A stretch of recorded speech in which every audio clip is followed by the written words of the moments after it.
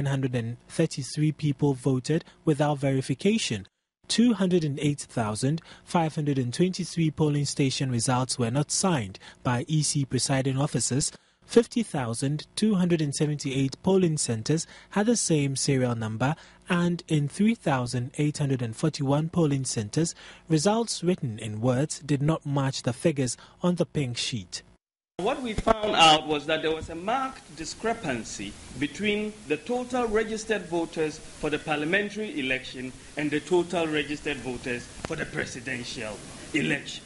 Now, this is supposed to be one register. You don't go and register for parliamentary and finish and go and register for presidential. Reported registered voters for parliamentary elections, it was 14,031,642. But for presidential, 158,890. On his part, the NPP's presidential candidate for the 2012 elections, Nana Addo Dankwa Akufo-Addo, indicated that the action is being taken on behalf of the more than 5 million people who voted for the NPP. We in the NPP do not seek to destabilize our country. We are not revolutionaries. But we seek to ensure that the will of the Ghanaian people is upheld, and we do seek to uphold the sanctity of the ballot through peaceful, legitimate means. We have every confidence that President Mahama and the NDC would be instructed also that the right thing is done. He said democracies are founded on elections, and no true Democrat can disregard the importance of elections and the sanctity of the ballot. He was of the opinion that most of the calculation mistakes went in favor of the NDC's John Dramani Mahama. We are ready to concede that in an election that involves more than 11 million voters, there might be mistakes. But why are the arithmetic mistakes so very often in favor of the NDC presidential candidate, John Dramani Mahama? We now have put our case before the court, and are also putting the case before you, the people of Ghana. We leave it for the court to judge the merits. The third plaintiff, Jacob Echebilamte, told the media the party has collected over 90% of the blue sheets issued to polling agents after ballot counting at the polling centers. General Secretary of the NDC, Johnson Asiedu Nketia, has questioned the logic and mathematical competency of the NPP barely hours after the NPP held a press conference to confirm it has filed a case against the Electoral Commission. He was speaking at a press conference in Accra. Speaking on behalf of the NDC, Johnson Asiedu Nketia maintained this year's elections has been cleaner than any other year, with the NPP contradicting itself. They were the first to suggest the biometric technology as a means of capturing the current register so that we will clear all the names. So if by today NPP is not complaining about 1 million votes, and they come and they are complaining about, they are saying 100,000 or something. So it means that by their own admission, the Electoral Commission this year has been cleaner than it has ever been in any elections in this country. He questioned the logic and mathematical abilities of the NPP. The problem is for them to assume that if they register, they, by their own reckoning, have seen that there is a bloated register. So therefore, all the bloating converts into votes that has been added to the tally of President Mahama.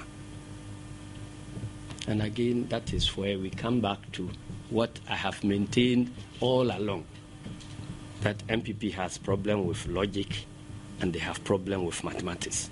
He said the NPP contradicted itself when it came out to hold a press conference declaring they had won the elections and that the Electoral Commission had done a great job, even though they were not the ones to announce the winner. So the question to ask is that, did his campaign team consult him when they were addressing a press conference on the 8th and touting the credibility of the Electoral Commission and declaring the 2012 elections as the most credible and calling on Asiedu Nketia. I heard them. Asiedu Nketia and his NDC to concede. This is 24 hours or so after Nana Addo claims they had discovered irregularities of massive proportions. He said the NPP should rather have translated that press conference into vigilance instead of self-declaration. So if it is true that they had complaints on the 7th, and then on the 8th, they then go to tout the credibility of Electoral Commission, to tout the quality of the 2012 elections, and calling on NDC to concede and claiming that they had won, but legally they are not. So who is right? The campaign team that managed the elections, that were involved in the actual monitoring of the elections, or Nana Addo, who was a candidate who was sleeping during the voting process. Johnson Asiedu Nketia said he was shocked. Nana Addo claims all that matters in the electoral process is voting. Nana Addo is now telling us that the credibility of Electoral Commission doesn't matter. All that matters is the voting. So after the voting, everybody goes to their houses. Who then decides who the president is? There must be a system to put together the results so that we can declare. And that is why all along NDC has been interested in building the credibility of the people who handle the electoral system. So Nana Addo, we are sorry. We disagree with you. He was responding to an NPP press conference which was held earlier in the day. Well, let's move on now. The 6th Parliament of the 4th Republic will be inaugurated according to the Public Affairs Director of Parliament, Jones Kubleno.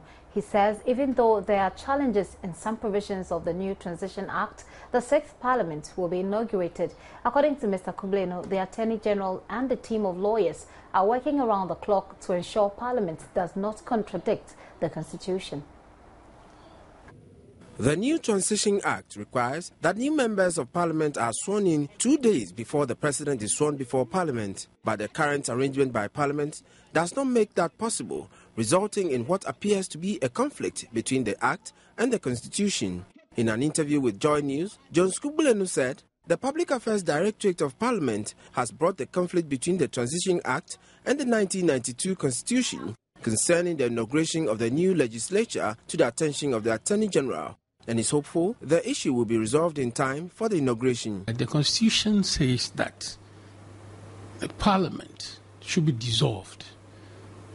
The existing Parliament, for instance, the 5th Parliament, will be dissolved on the midnight on the 6th EK. And the election of a Deputy Speaker can only take place after a dissolution. That's the first sitting of Parliament. And it can only happen on the 7th. So what we are saying is that from 12:01, Parliament can meet and members sworn into office, and then the Deputy Speaker and the Speaker elected. That is what the Constitution says. And so any law that is inconsistent with the provision of the Constitution, to the extent of its inconsistency, is null and void. And so we have to go by what the Constitution says. The lawyers are looking at it, and at the appropriate time, a decision will be taken as to what date the new Parliament should be inaugurated. So, is the current court case by the opposition NPP challenging the validity of the election result likely to affect preparations for the inauguration of Parliament and swearing in of the President? This is what he had to say. I work for Parliament, and I only talk about things concerning Parliament.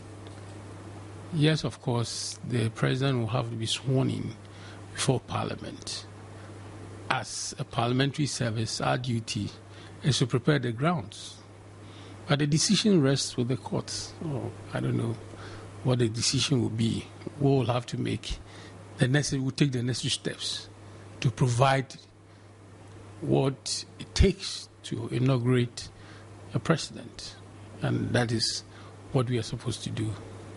So what Parliament does is that to start with the registration process, which you started, and to inaugurate Parliament. The Speaker will be elected. The Speaker will then swear in members of Parliament. It means that Parliament is properly constituted. After all is done, we'll know the exact date the sixth Parliament will be inaugurated. But as it stands, January 7 still remains the statutory date.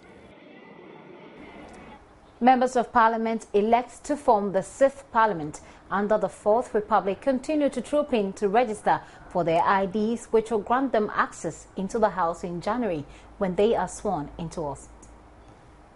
The registration started on Thursday when the biodata of the MPs were taken for IDs that will grant them access into the House in January. They went through identification of their names, filing of documents, photo session and capturing of their biodata onto the parliamentary database. Some of the new entrants expressed their excitement. Yeah, it's quite exciting for the first time being here. But everything is cool. We just completing whatever we're supposed to complete, and we're going through the process. I mean, anything first time is quite exciting, particularly when you put yourself to it to get it.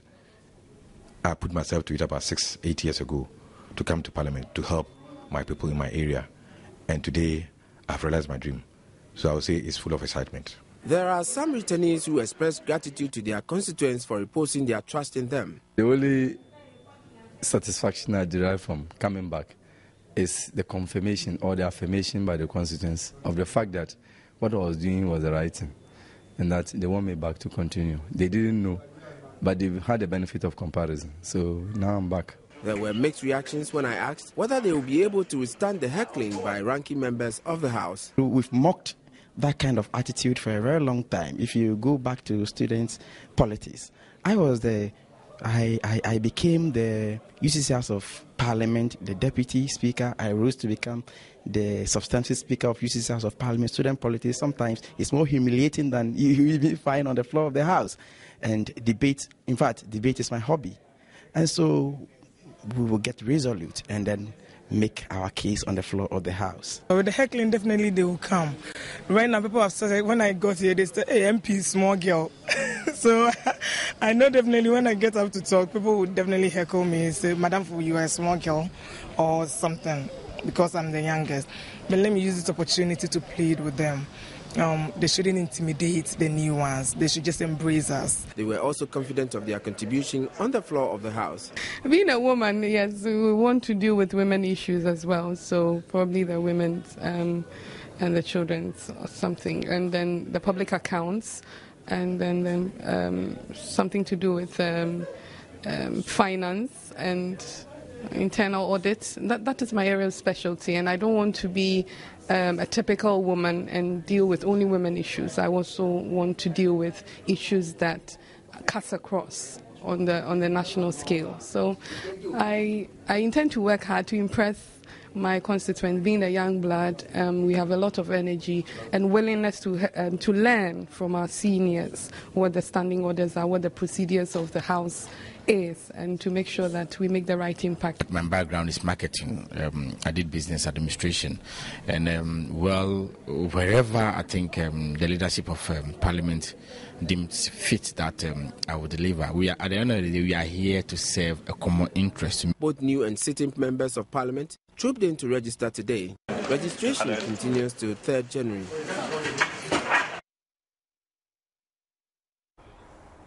Well, some sweet experience for those who are just joining. But we'll take a quick break here. We'll return with some more stories. Please don't go away.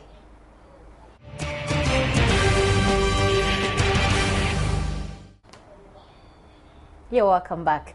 Every day we communicate with people around us through words. These words could be in our mother tongue or in the English language. But have we ever thought for a moment the impacts the words we use have on the people for whom they are intended? Ni Akofi Smart Abbey takes a look at some words which appear to have incurred the displeasure of some folks across the globe. You know, like, excuse me, these are words which ideally should not offend anybody. But it turns out they have the potential of putting some people in a really bad mood. According to a recent Marist poll conducted in the United States of America, 32% of adult respondents cited whatever as their most annoying word for 2012. It was followed by the word like, which was disliked by 21% of respondents. Other words like Twitterverse and gotcha followed. Surprisingly, a word most of my colleagues here consider annoying, seriously, was off the list this year, although 7% of respondents last year said it was annoying. So, what changed? Well, here in Ghana, I've gathered some words which people consider annoying. Gargantuan came up tops. Then there's Wyomization, Ayarigate, and unprecedented. But that is not all. It turns out most of the phrases and words used during the recent election really got some people angry. Idebi keke, free SHS, and all die be die are seriously trending on our Facebook wall. So, seriously, like, am I wrong to say you can say whatever you want about this report? Gotcha! See you around.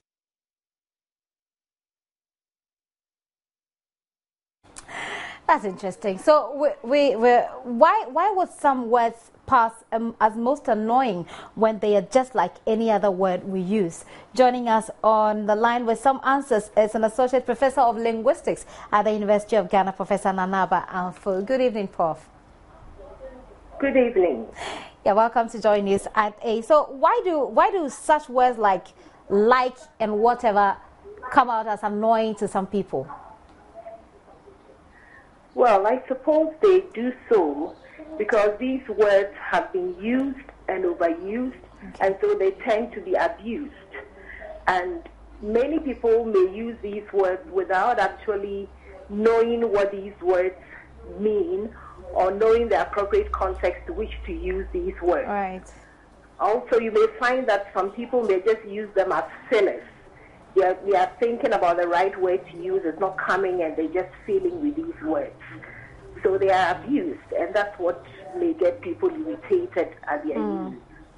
Do you think we're just lazy with words lately? You know, people don't want to think, so they just want to go the status quo, and that's what has amounted to the abuse of the words, if you like. Well, I'm not sure to say that we are just being lazy. Maybe people don't appreciate the fact that there are different registers of language. For instance, I mean, these words that came up on top as are irritating or annoying, you find out that these words, they have their regular usage and they have the slang and colloquial usage. And these words are used very often in a slang or colloquial form, particularly among the youth. And they may not appreciate the fact that you cannot use these words in the slang form in every context. You have to recognize that for each context of communication, there are appropriate forms that you need to use and in appropriate ways. Right. So does it bother you as a professor of linguistics, the way the young people are using words? Does it bother me? I'm not sure. I think that we all have to be encouraged to use words in right ways and in right context.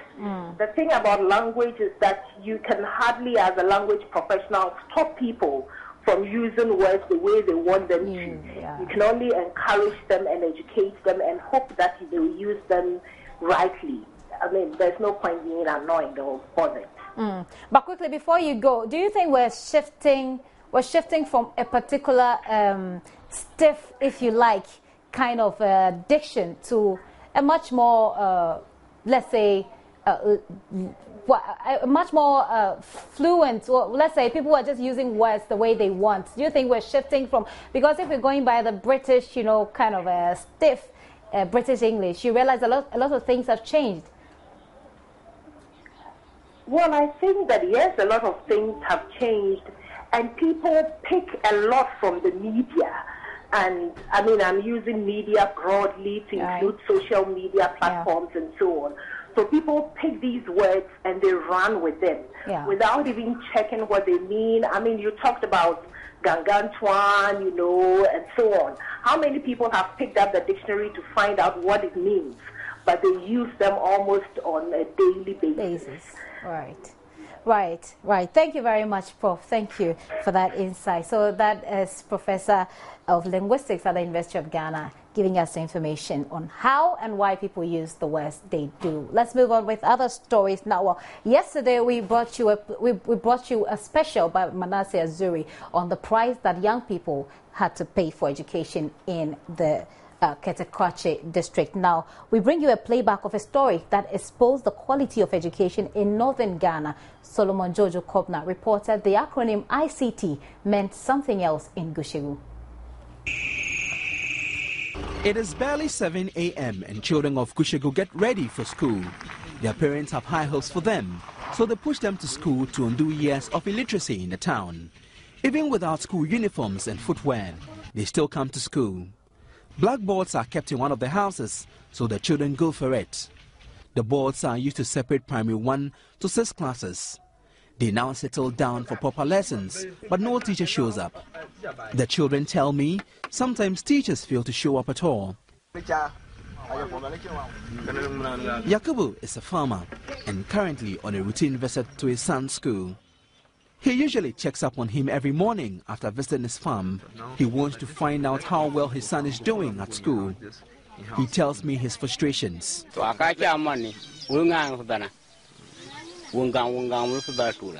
have sent the child to a school and he wants him to become a daughter. And the way the teachers are coming, the other one is now left to the government and then the teachers to change their attitude so that the child can listen. That if the way they are coming, if they continue coming, he knows the child cannot become what he wants him to be. Other fathers are also aggrieved. The Gushegu District Assembly have plans of constructing a school complex for the community, but it is at the foundation stage. Yakubu takes me home to show me why he wants his son to have better education. Yakubu cannot even provide clothes for his wife and children.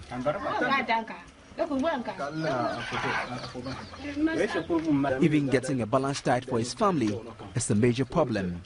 He says 2 of his 5 children are unwell, but he cannot afford to take them to the hospital. He has sent a child to go and then learn something.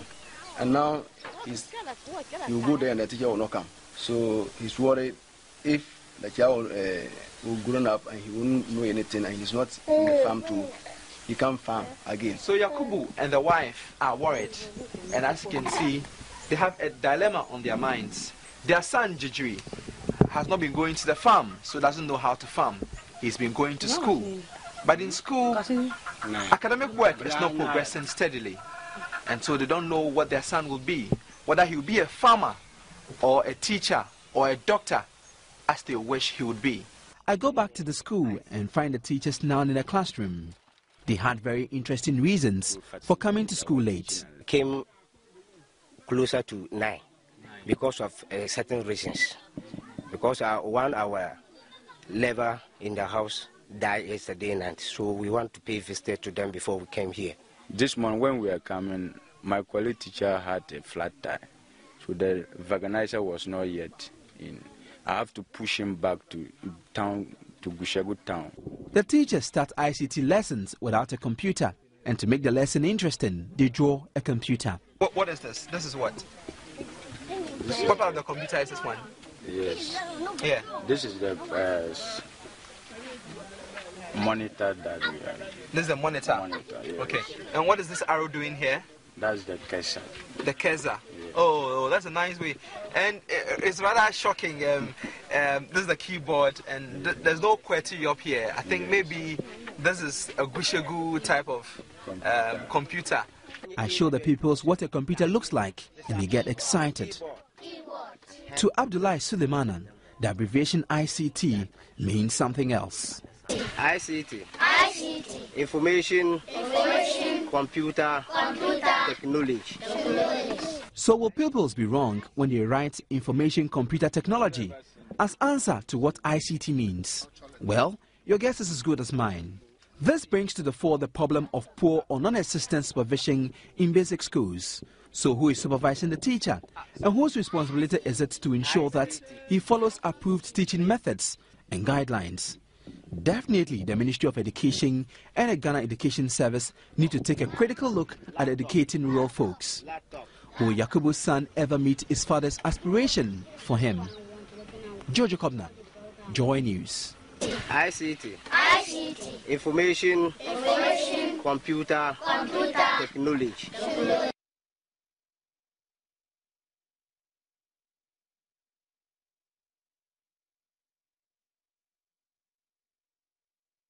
Well, after that story, the Ministry of Education promised to supply the community with some computers. We just hope that they don't forget their promise. Let's move on with other stories now. Chairman of the Leprosarium Council is calling for more donations from organizations and philanthropists. He made the appeal when 30 bags of rice, 4 boxes of cooking oil and an undisclosed amount of money were presented to over 600 lepers across the country on behalf of President John Mahama. The items were presented to Reverend Father Campbell in a brief ceremony at Christ the King Catholic Church in Accra. An aide to the President, Michael Bobby, who made the presentation, said the President is considering upgrading feeding subsidies for lepers from 80 pesos per person to 5 cedis. This is only a present from His Excellency to support the folks in the various leprosaria, Weja, Ho, and Nakachina in the northern region. 30 bags, if you say 10 bags for each one of them, should be able to feed them for a couple of months. They're not going to be feeding off rice only, but His Excellency promised to assist them through other means in the future. Besides, they also get the current 80 pesos per student per day, which he is aware that is not adequate. Reverend Campbell said the items will be added to other donations they have received to brighten the season for lepers as the year draws to an end. When I went to see him on the 21st, I went with 3 of the members of the leprosarium at Weja, and we went to see him. We put forward our request. We had 3 requests to make of him. And when we were leaving, he says, "Oh, Father, I'll give you something for Christmas for your friends at Wage and the others." And he's fulfilled his promise, and I'm very happy that he's fulfilled his promise. Altogether, there could be maybe 600-700 in the whole country in the various settlements. We want to help them in every way. So there's a big container up to Nkanchina now. We're expecting a container to come, and we've collected all clothing. So we're asking people if they can come also and donate, because the container is due in any day now. We want to fill it and send it up to Nkanchina. I'm hoping that more will come. He expressed gratitude to Ghanaians for their immense support throughout the year and hoped for more assistance from government towards the well-being of lepers in Ghana. Now let's take this story that's related to the ICT story by Jojo Kobina. Now, 23 JHS and SHS and tertiary institutions on Wednesday received a total of 950 laptops from the Ministry of Environment, Science and Technology. The distribution forms part of government's ongoing ICT project, which it says is aimed at fostering the knowledge of ICT in students across the country. Some of the beneficiaries of the custom-made RLG laptops were in Fantipem Senior High School in Cape Coast, which received 100 laptops. St. Mary's Senior High School in Accra took away 50 laptops. 37 Military Basic School received 20. Abakrampa Senior High School in the Central Region received 50. African University College of Communications in Accra received 50. Yendi Health Assistance School received 50 and Dagon State Senior High School also received 50 laptops. Minister of Environment, Science and Technology, Sherry Aite, stated individual distribution was done last month and the ministry is concentrating on schools to enable them set up ICT labs. According to her, the laptops have been of immense benefit to recipients. There are schools without ICT lab, and yet they are teaching ICT. And the students don't have a feel on the laptop. So now the students can go to the laboratory and then have a feel on what they have done. Various student nurses, polytechnics, teacher training, universities, aids assisting them with their studies, especially for research.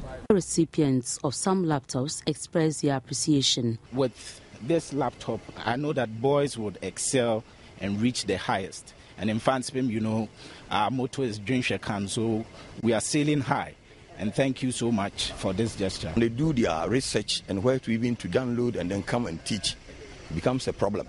And now that the whole world is now a global village, and it's ICT which is going to power that global awareness, I think it will help us enhance our teaching.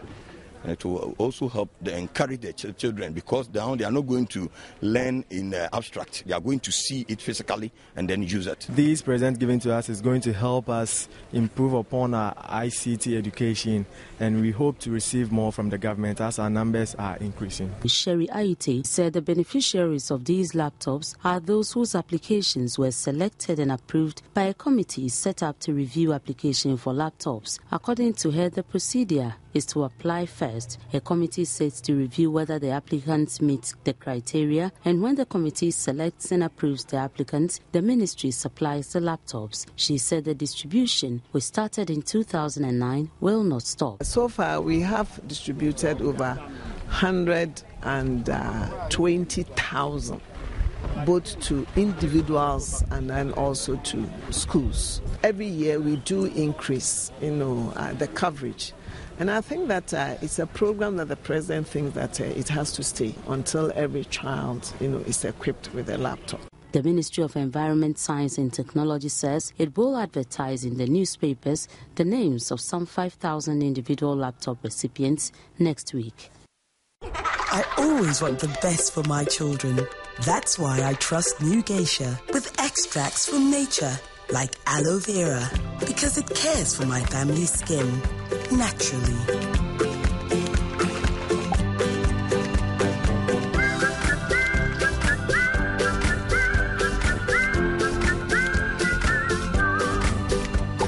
New Geisha naturally cares for your family's skin.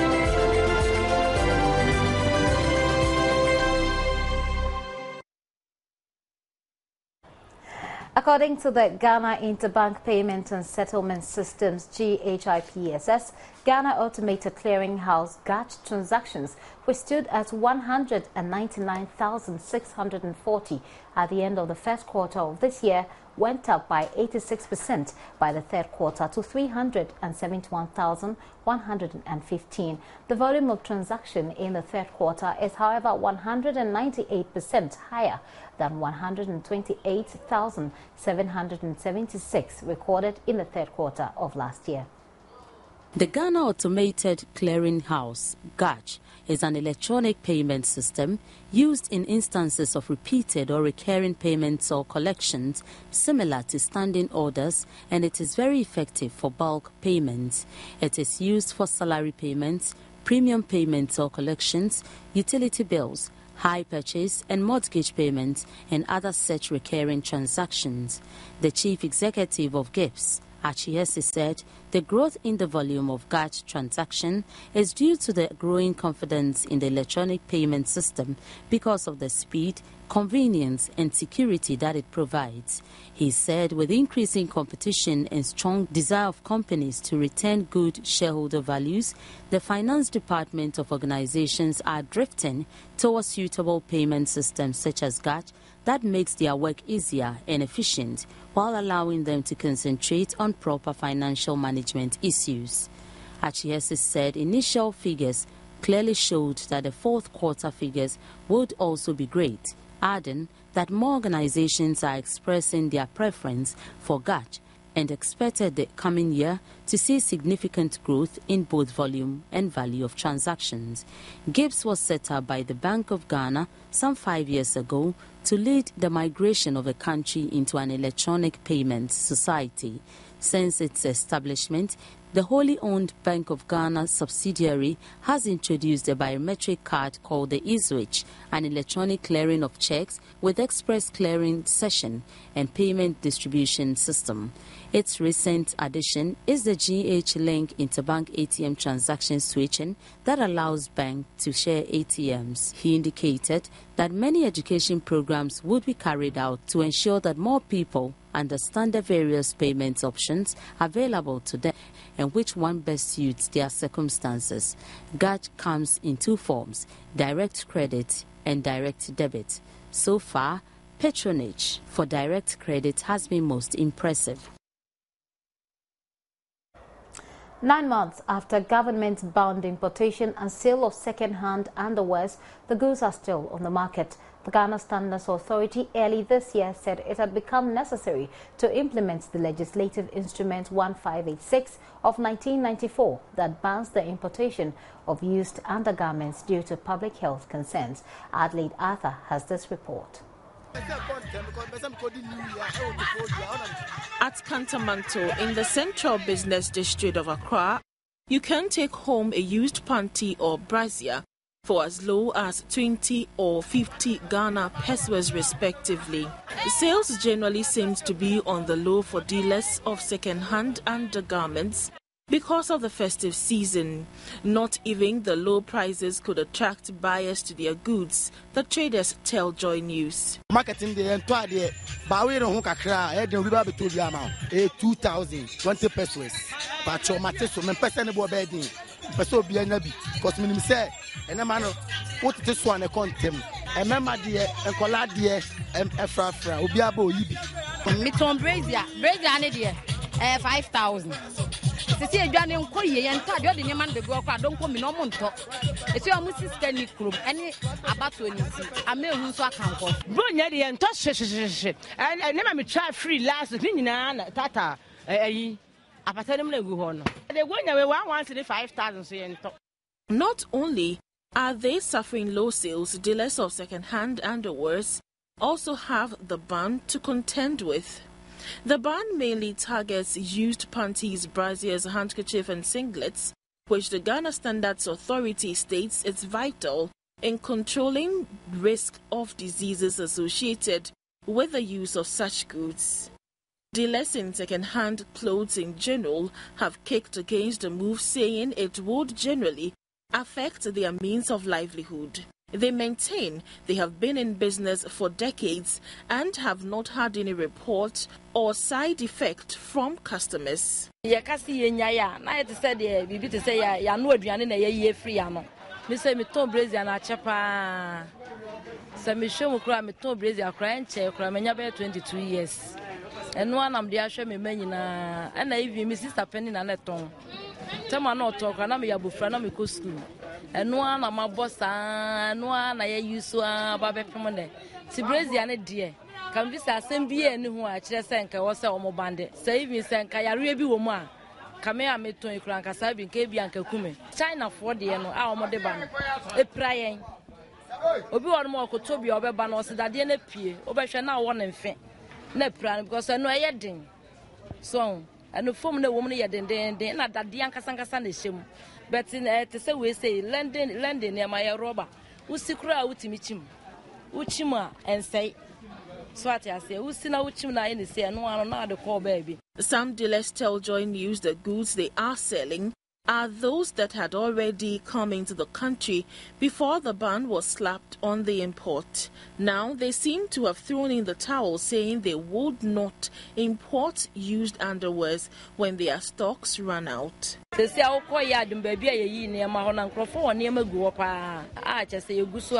Yakofa na ye ton kakra enti eguso aye ton se ba so omo mprese ye nton bi ma ye nyina be ton China de no na me fi se China de no so ye ton so a ebedru mrebi no mo bete ho asem e do how bebre nipa bebre some ways e be hayen na some ways so say cause obi a hye na de inside unnim yale won so nti enu nti kan obi so we no pe nti na I say yenim de beka ba mo band no so mix na meton de menya bia meton me kofa na ma beton nti we ma bie ma me kofa de for me kofa top and I say nika and I say jeans. Dealers say authorities have agreed to allow them sell goods imported before the ban took effect, but considering the volume of used undergarments on the market, it will take quite a while for them to be completely off the market.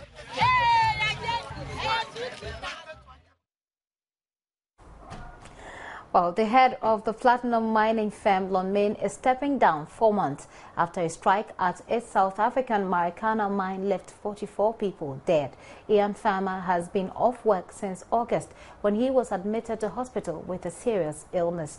Chief Financial Officer Simon Scott will continue as interim CEO until a successor is found. Welcome to the Showbiz segment brought to you in collaboration with Airtel, and my name is Marian Toure. It is that time of the year again when Africa's brightest music stars are honored at the Kora Awards, and this year 4 Ghanaian musicians are in the running for 3 separate awards at Africa's most prestigious music event, which comes off tomorrow in the Ivorian capital of Abidjan.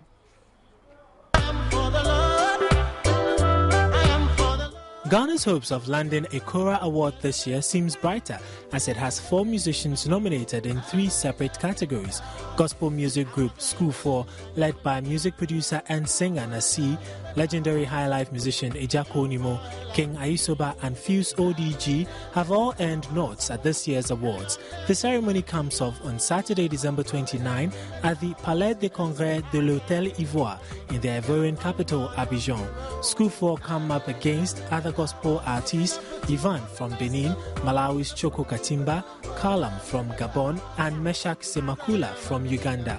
Ejako Nimo and King Aisoba are paired in one category, Best Traditional Male Artist, and Fuse ODG will have to beat off competition from Nigeria's D'banj and Flavor, Cote d'Ivoire's DJ Arafat and Mola of Coupé de Calais fame, as well as Guinea's Sekumba Bambino, to bring home the award for Best Male Artist West Africa. Whichever of these artists wins an award, he will join the likes of Kojo Inchi, Prayer, VIP, Reggie Rockstone, Shasha Mali and Becca, who are past winners of various Kora Awards. The event is barely 24 hours away, but we can still show some support for our own. Visit www.koraawards.org to vote for the Ghanaian artists.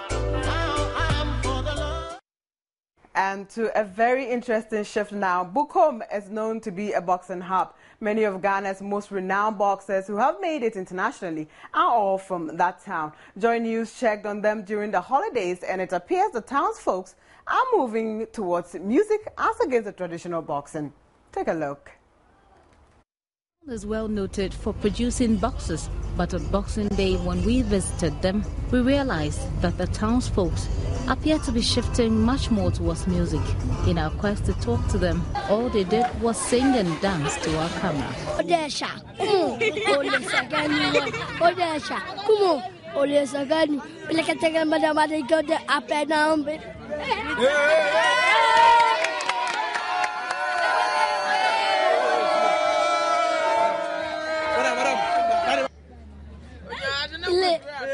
Ile mama ile mama kona bugo kom se shawe kona bugo kam des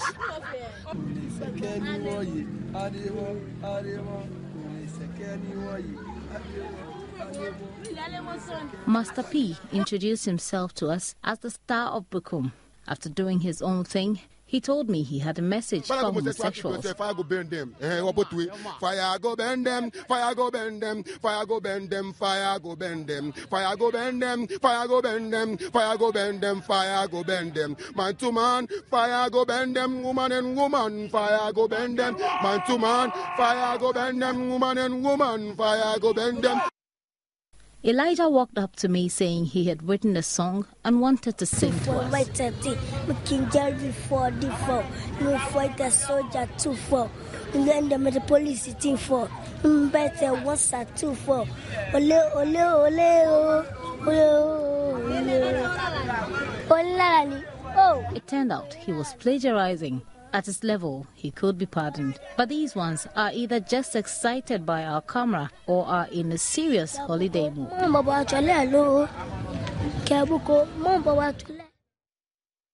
That boy certainly has swag. And the year has come to an end, and we have something fabulous for you. It is fresh, it is super, and it is thrilling. This weekend on Showbiz, Joy News will take a look back at remarkable events throughout the year. From fashion to music, movies to personalities, the showbiz industry has seen interesting developments this year. Who was the toast of the industry? Which events caused a stir? Which music caught on fast with fans? Join our showbiz team as we end the year with our team of seasoned professionals from our special review this Saturday, December 29th and Sunday, December 30th at 8 p.m. only on this channel. And that's it for this segment. My name is Marian Toure.